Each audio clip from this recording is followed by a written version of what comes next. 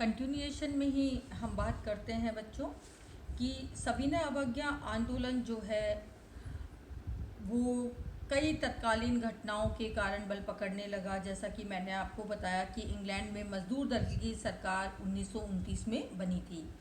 बहुत लोगों को इससे भारतीयों को आशा थी, किंतु अन्य दलों के कारण मजदूर दल की जो सरकार है वो औपनिवेशिक स्वराज्य के आधार पर नवीन संविधान का निर्माण करने का आमंत्रण भारतीयों को नहीं दे पाई। इससे भारतीयों में निराशा पैदा हो गई। लॉर्ड इरविन की घोषणा। तत्कालीन वायसराय लॉर्ड इरविन ने 31 अक्टूबर 1931 को भारत को औपनिवेशिक दर्जा मिलने की बात स्वीकारी थी। भारतीय नेताओं ने इस घोषणा के लिए धन्यवाद दिया।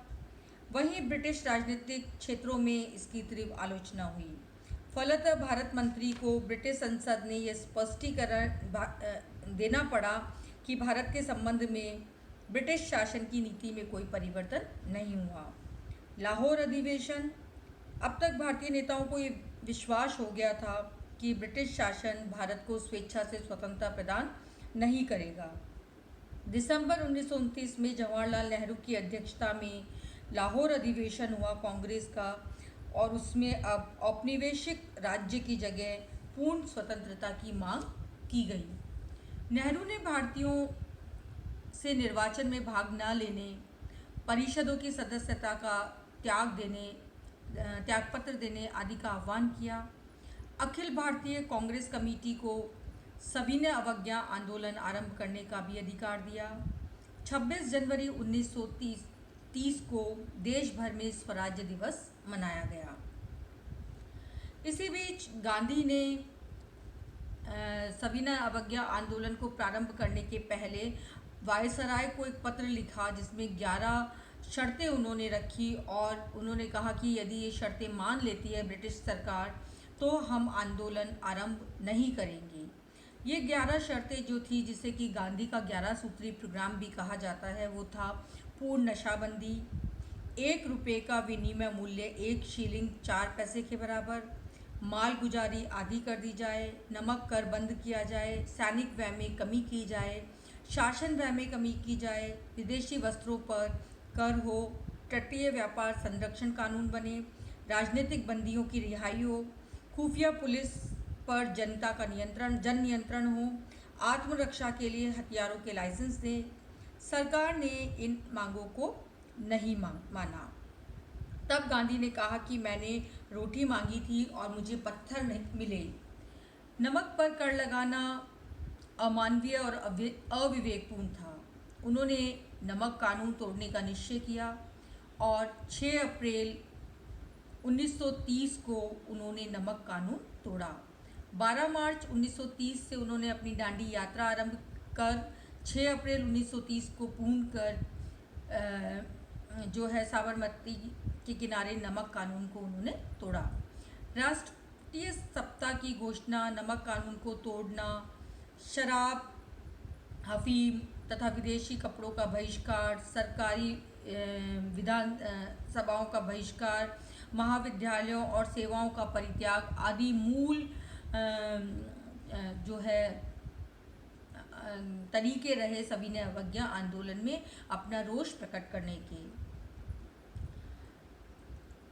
देखिए, इस सविनय अवज्ञा आंदोलन ने जब बहुत व्यापक रूप ले लिया तो समझौते के भी प्रयास किए गए और कुछ सरकारी दमन चक्र भी चलाया गया।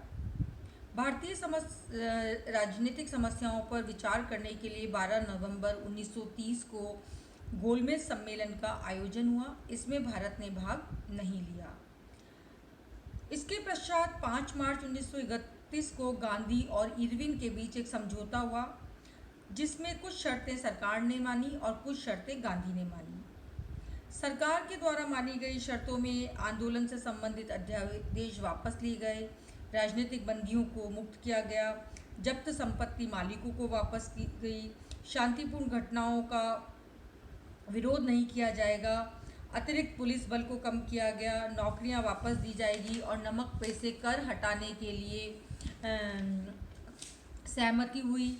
भारत के द्वैत शासन संबंधी योजना पर भी आगे विचार किया जाएगा, ऐसा ब्रिटिश सरकार की ओर से बातें मानी गई। कुछ बातें गांधी ने मानी, जैसे कि उन्होंने कहा कि हम सभी ने अवज्ञा का जो आंदोलन है वो स्थगित कर देंगे, द्वितीय गोलमेज सम्मेलन में भाग लेंगे, विदेशी वस्तुओं के बहिष्कार को राजनीतिक ढाल नहीं बनाएंगे, पुलिस जातियों की निष्पक्ष जांच की मांग कांग्रेस छोड़ देगी और सभी प्रकार के विरोध को समाप्त कर देगी।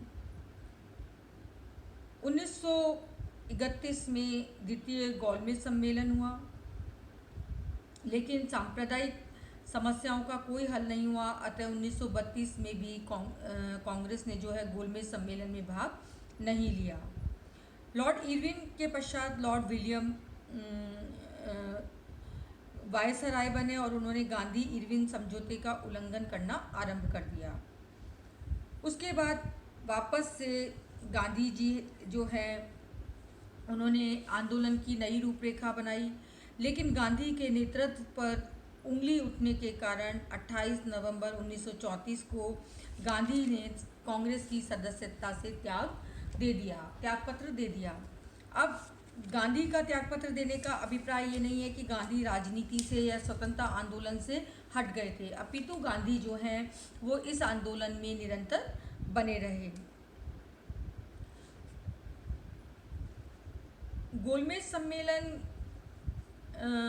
जो तीसरा गोलमेज सम्मेलन जो हुआ था उसमें अंबेडकर और गांधी के मध्य 26 सितंबर 1932 को पूना पैक्ट और पूना समझौता भी शामिल हुआ।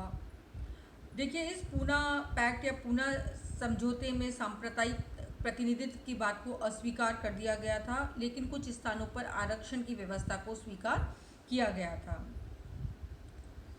1935 का भारतीय शासन अधिनियम, ये भारतीय शासन व्यवस्था में एक महत्वपूर्ण अधिनियम है। भारतीय शासन अधिनियम 1935 के द्वारा दो प्रकार की व्यवस्थाओं को प्रस्तुत किया गया, एक संघीय व्यवस्था और एक प्रांतीय स्वायत्तता। संघीय व्यवस्था के निर्माण के लिए प्रावधान किया गया कि ब्रिटिश भारत के प्रांतों और देशी रियासतों के मिलने से भारत संघ का निर्माण किया जाएगा। यद्यपि देशी रियासतों को भारत संघ में मिलने के लिए स्वैच्छिक अधिकार दिए गए और इसी कारण देशी रियासतों के ना मिलने पर 1935 के अधिनियम की जो संघीय योजना थी वो असफल हो गई।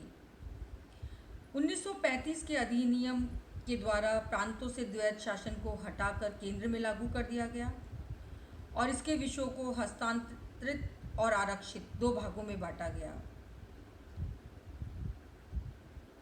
आरक्षित विषयों पर गवर्नर जनरल अपनी कार्यकारिणी परिषद के परामर्श से संपन्न करता था और हस्तांतरित विषयों का शासन विधानमंडल के प्रति उत्तरदायी मंत्रियों के हाथों में सौंपा गया।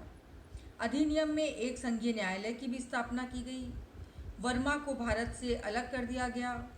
प्रांतीय स्वायत्तता की व्यवस्था करते हुए प्रांतों में द्विसदनीय विधानमंडल का प्रावधान किया गया। इस अधिनियम में शासन की शक्तियों को 3 सूची, संघ सूची, राज्य सूची, समवर्ती सूची में विभाजित किया गया। अवशिष्ट सूची जो है वो गवर्नर जनरल को सौंपी गई। यद्यपि 1935 का अधिनियम अत्यधिक महत्वपूर्ण है, इसीलिए जब भारतीय संविधान सभा ने संविधान के निर्माण की रूपरेखा शुरू की तो 1935 के अधिनियम में जो प्रावधान थे उनमें से बहुत सारे प्रावधानों को शामिल किया। 1935 के अधिनियम ने भारतीयों को संवैधानिक सुधारों के लिए शिक्षित और प्रशिक्षित किया। 1946 से 1949 तक भारत के संविधान निर्माण के दौरान एक विस्तृत और समावेशी प्रकार के संविधान का निर्माण किया जाना संभव हो सका। धन्यवाद बच्चों। अब आपका प्रथम जो भाग है भारतीय स्वतंत्रता संग्राम एवं राष्ट्रीय आंदोलन, ये यूनिट समाप्त हो गई है। इसके पश्चात हमें भारतीय संविधान का निर्माण किस तरीके से हुआ ये पढ़ना है। भारतीय संविधान की प्रस्तावना और भारतीय संविधान की मूल विशेषताएं हम आरंभ में ही पढ़ चुके थे, उनको एक बार हम रिवाइज अवश्य करेंगे। तो आज जो है आपका एक पोर्शन ख़त्म होता है, समाप्त होता है। धन्यवाद।